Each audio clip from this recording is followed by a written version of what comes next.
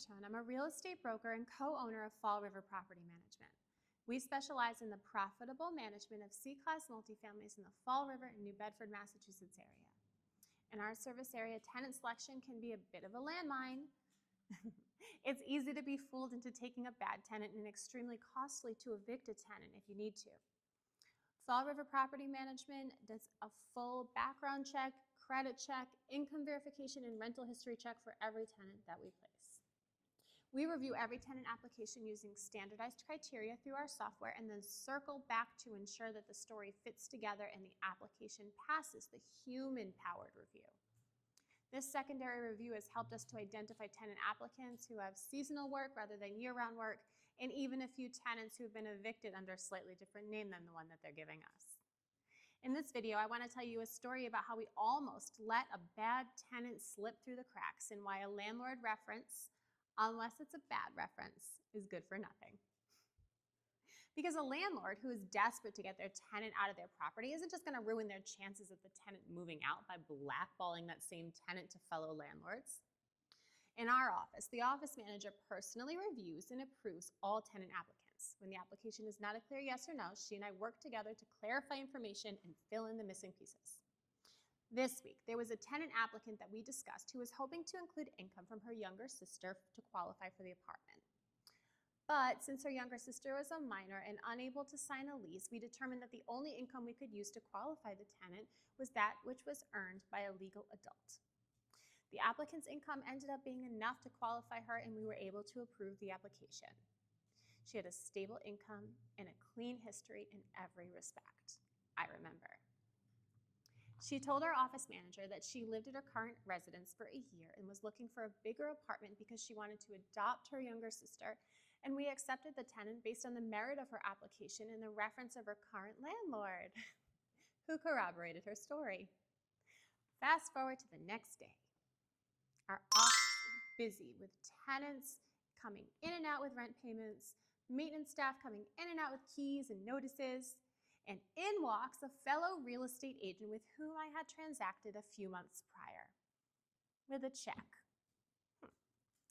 I welcomed him warmly, and he proceeded to insist that he had no memory of ever meeting me before or having been in my office multiple times last year during an extremely fragile multifamily sale that seemed dead in the water multiple times before it finally closed 6 months after the accepted offer.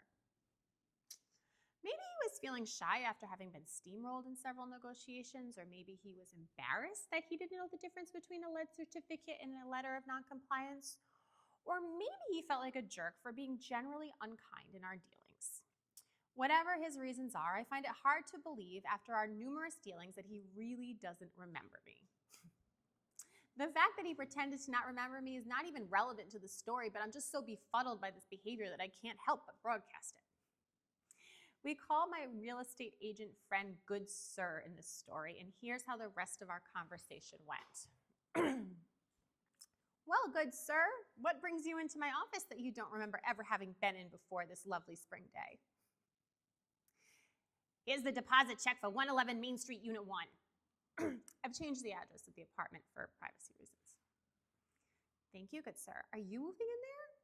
No, the deposit's for my client's tenant. We told her if she got out by May 1st, we would pay her deposit for the new apartment and she wouldn't get evicted. Well, why was she asked to leave, good sir? She kept moving in all these men and everyone says they're drug dealers. Well, I'm sorry, but we're gonna have to hold off on taking this check from you now that we have this information. You can't do that. I can. Thank you for your help. I'm so sorry that you're dealing with this challenging situation. Have a nice day. When my lovely real estate agent friend left the office, I called the tenant, who was disappointed but not really surprised to find out that her landlord's property manager had outed her. She tried at first to convince me that the property manager had lied, but she gave up when she realized that I wasn't buying her story. As I mentioned before, the tenant applicant had previously told our office manager that she was looking for a bigger apartment so she could adopt her little sister. But on the phone with me, her story changed to wanting to adopt a baby. This change in her story would have been a major red flag if we had had this conversation earlier on. Thankfully, a lease was never signed and she moved on without further incident. But I always really feel for young people who I can see are making dangerous decisions. I hope she finds her way and she finds a way to have a good life. But this is why we discuss tenants in our office before we place them. Not because we want to make subjective decisions, that's not what we do, but because we want a longer conversation and to find out if there are any holes in their story. This one was no one's mistake, though. We couldn't have known unless we had a longer conversation with her prior to making our decision. If anyone, or if anything, maybe our office manager's only mistake is not having been lied to and jaded by liars in quite the same way that I have. To be fair, I have been getting lied to across my desk for a lot longer than she has at hers. So let's discuss the previous landlord, because he was a liar too. But he was desperate to get this person out of his property, and he had painted himself into a corner. He isn't the first landlord to be willing to lie to get a bad tenant out, so I don't condone it, but I understand it. But I can make a video about how completely worthless his reference was because of how deeply incentivized he was to get us to accept her application. Now, if the landlord was painted into the corner, the property manager kicked the can of paint off the top of his ladder and splashed it all over the walls and tracked it through the whole job site. So, my message to the old landlord is this. I forgive you for lying, and if you need a new PM, you should call me. And to the multifamily owners hoping to learn something by watching this video, my message is this. Landlord references are worthless, unless it's a really bad reference, in which case it's priceless. Thank you so much for watching and have a nice day.